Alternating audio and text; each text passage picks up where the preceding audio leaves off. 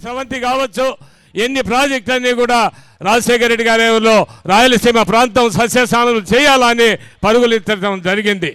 కానీ రాయలసీమ ప్రాంతవాసి అయిన చంద్రబాబు నాయుడు గారు ముఖ్యమంత్రి అయినా కేవలం రాయలసీమ ప్రాంతం మీద ఏనాడు కూడా కనీసం కనికరం లేనిదే లేకుండా ఈ ప్రాంతానికి పోతిరెడ్డిపాడు హెడ్ క్వార్టర్ సామర్థ్యం పెంచి రాజశేఖర రెడ్డి గారు ఊపిరి పోస్తే కేవలం ఆ రోజుల్లో చంద్రబాబు నాయుడు గారు ఎప్పుడు కూడా ఆ ఊపిరి తీయాలనే ఆలోచనతో కూడా పోవడం జరిగింది. ఈరోజు తర్వాత మన ప్రీతమ నాయకులు జగన్మోహన్ రెడ్డి గారు ముఖ్యమంత్రి అయిన తర్వాత దాదాపు 2 సంవత్సరాల్లోనే నిజంగా రాయలసీమ లిఫ్ట్ ఇరిగేషన్ అని దాదాపు 80% పనులు పూర్తి చేయడం జరిగింది. ఎందుకంటే ఆ రోజు పక్క రాష్ట్రాలన్నీ అనుమతులు లేకుండా ప్రాజెక్టులు కడుతున్నారు. మన ప్రాంతానికి నీళ్లు రాకుండా పోతాయి, తప్పకుండా మన ప్రాంతానికి మనం నీళ్ళు ఇవ్వాలా అనే ఆలోచనతో నిజంగా రాయలసీమ లిఫ్ట్ ఇరిగేషన్ను 80% పూర్తి చేయడం జరిగింది. నిజంగా ఈరోజు చంద్రబాబు నాయుడు అధికారంలోకి వచ్చిన తర్వాత దాన్ని పూర్తిగా ఏదైనా ఒక ప్రభుత్వం కావచ్చు, ఒక అధికారంలో ఉన్నప్పుడు ఒక మంచి పనులు చేసేప్పుడు ఆ ప్రభుత్వం అధికారం కోల్పోతే మళ్ళా అధికారంలో వచ్చిన ప్రభుత్వాలు పూర్తి చేయాల్సిన బాధ్యత ఆ ప్రభుత్వాల మీద ఉంటుంది. కానీ ఎందుకంటే ప్రజాధనంతో వెచ్చించేసిన పనులవి. కానీ చంద్రబాబు నాయుడు గారు రాయలసీమ ప్రాంతానికి ఒక ద్వేషంగా మారడం జరిగింది.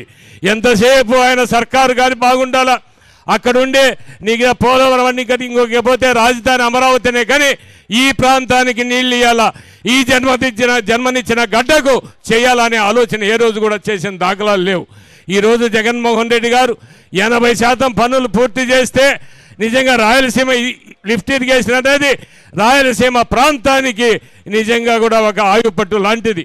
నిజంగా అలాంటిది ఈరోజు చంద్రబాబు నాయుడు గారు మనం మాట్లాడతాడు, ఎందుకయ్యా రాయలసీమ లిఫ్ట్ ఇరిగేషన్ అని మాట్లాడడం జరుగుతుంది. ఎందుకంటే అనుమతులు లేకుండా మొదలు పెట్టారని ఇంకొకటి మాట్లాడతాడు.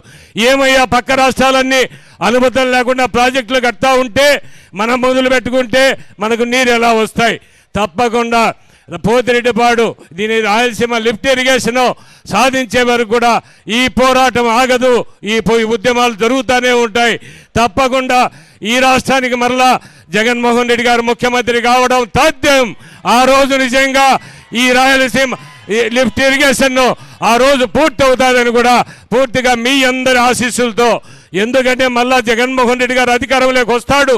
ఆ రోజు ముందుగానే యుద్ధ ప్రాతిపదిక పైన రాయలసీమ లిఫ్ట్ ఇరిగేషన్ పనులు కూడా పూర్తి చేస్తారని కూడా ఆశిస్తూ, అంతవరకు కూడా మనం ఉద్యమం ఆగకూడదు, ఇది ప్రజల్లోకి తీసుకుపోవాలా. ప్రతి గ్రామ స్థాయి ఈ ఉద్యమం ఏదో ఇంతతో కాదు, నియోజకవర్గ స్థాయి, మండల స్థాయి, గ్రామీణ ప్రాంతం వరకు కూడా తీసుకుపోయి ఈ ఉద్యమాన్ని ఉధృతం చేసి మన ప్రాంతానికి మనం నీళ్లు ఎవరైనా ఊరికే ఇచ్చే పరిస్థితి లేదు. మనం ఉద్యమాలతోనే మన ప్రాంతానికి నీళ్లు తెచ్చుకోవాలని. ఎందుకంటే 40 సంవత్సరాల క్రితం రాజశేఖర రెడ్డి గారు రాయలసీమ ప్రాంతం కోసం ఆ రోజు పాదయాత్రలు చేయడం జరిగింది. నిజంగా ఆయన కృషి ఫలితమే ఈరోజు రాయలసీమ ప్రాంతంలో సాగునీరు, తాగునీరు కూడా వస్తున్నాయంటే ఆయన కృషి ఫలితమే. తప్పకుండా ఆలోచన చేయండి.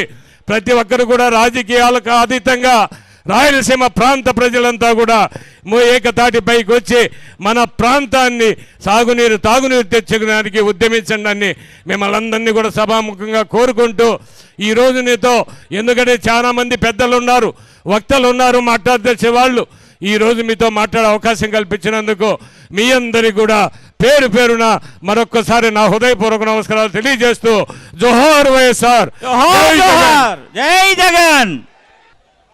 అందరికీ ఒక చిన్న విన్నపము, బాబు మీరందరూ కొంచెం కామ్గా ఉండాలి, అరవద్దు. ఎందుకంటే పెద్దలు వైఎస్ఆర్ కాంగ్రెస్ పార్టీ పెద్ద నేతలందరూ వచ్చారు మిమ్మల్ని ఉద్దేశించి మాట్లాడడానికి. అందరూ కొద్దిగా కామ్గా ఉంటే ఈ ప్రోగ్రాము మంచిగా సాగుతుంది. ఈరోజు వైఎస్ఆర్ కాంగ్రెస్ పార్టీ అధినేత, మన ప్రియతమ నాయకులు, మాజీ ముఖ్యమంత్రి వర్యులు శ్రీ వైఎస్ జగన్మోహన్ రెడ్డి గారి ఆదేశాలతో ఈ వేదికను అలంకరించినటువంటి వైఎస్ఆర్ కాంగ్రెస్ పార్టీ రాష్ట్ర కోఆర్డినేటర్ శ్రీ సజ్జల రామకృష్ణారెడ్డి గారు, అదేవిధంగా పెద్దలు Rayalaseema YSR Congress party regional coordinator Peddireddy Ramachandra Reddy గారు, అదేవిధంగా నంద్యాల జిల్లా అధ్యక్షులు కాటసాని రాంభూపాల్ రెడ్డి గారు, మరియు కర్నూలు జిల్లా వైఎస్ఆర్ కాంగ్రెస్ పార్టీ అధ్యక్షులు శ్రీ ఎస్వి మోహన్ రెడ్డి గారు, మరియు రాయలసీమ నెల్లూరు ప్రాంతాల నుంచి వచ్చిన ముఖ్య వైఎస్ఆర్ కాంగ్రెస్ పార్టీ నాయకులు, ఎమ్మెల్యేలు, మాజీ ఎమ్మెల్యేలు, ఎంపీలు, మాజీ మంత్రివర్యులు, ఎమ్మెల్సీలు, మాజీ ఎమ్మెల్సీలు, మరి ముఖ్యంగా నిన్న 2 గంటలకి పర్మిషన్ వచ్చింది పోలీసు నుంచి. అప్పటి వరకు ఈ ప్రోగ్రాం చేస్తామో లేదో అన్న సంశయంతో మనం ఉన్నప్పుడు 2 గంటలకి ఈ ఏర్పాట్లు ప్రారంభించి ఈరోజు పొద్దున 9 గంటలకల్లా ఇన్ని మంచి ఏర్పాట్లు చేసిన మన యువనేత నందికొట్కూరు కిషోరం, రాష్ట్ర యువజన వర్కింగ్ ప్రెసిడెంట్ శ్రీ బైరెడ్డి సిద్ధార్థ్ రెడ్డి గారికి, అన్నిటికంటే ముఖ్యమైన ఈ రాయలసీమ మరియు నెల్లూరు ప్రాంతాల నుంచి విచ్చేసినటువంటి రైతులకు, వైఎస్ఆర్ కాంగ్రెస్ పార్టీ నాయకులకు, శ్రేణులకు, అభిమానులకు అందరికీ, మరి ముఖ్యంగా నందికొట్కూరు నుంచి వచ్చిన ప్రతి ఒక్క రైతుకి, ప్రతి ఒక్క వైఎస్ఆర్ నేతకి, ప్రతి ఒక్క వైఎస్ఆర్ అభిమానులకి చేతులు జోడించి శిరస్సు వంచి నమస్కారాలు తెలియజేసుకుంటాను. అన్న, ఈరోజు ఒక ముఖ్యమైన విషయం, 77 సంవత్సరాల భారతదేశంలో మరియు 12 సంవత్సరాల రాష్ట్ర విభజన ముందు, దాని తర్వాత నేను పుట్టినప్పటి నుంచి రాయలసీమ గురించి ఒకటే ఒక మాట వినపడుతూ వస్తుంది. అదేంటంటే రాయలసీమ కరువు ప్రాంతం, రాయలసీమలో నీళ్లు లేవు, రాయలసీమ రైతులందరూ కూడా కష్టాల్లో ఉన్నారన్నది చిన్నప్పటి నుంచి కూడా వింటున్నాము. ఇంతమంది ముఖ్యమంత్రులు మనల్ని పరిపాలించారు, కానీ ఏ ఒక్కరు కూడా ఈ రాయలసీమకి నీళ్లు తెద్దామని కానీ,